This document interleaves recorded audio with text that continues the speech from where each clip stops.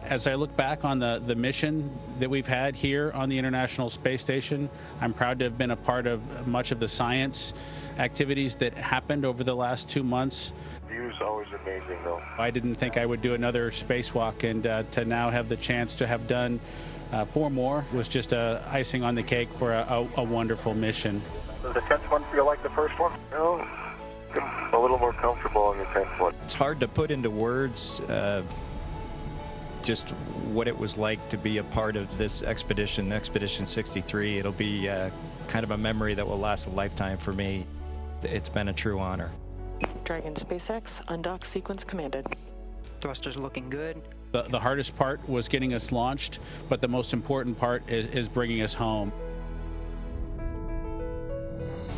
Rise and shine, Daddy, we love you.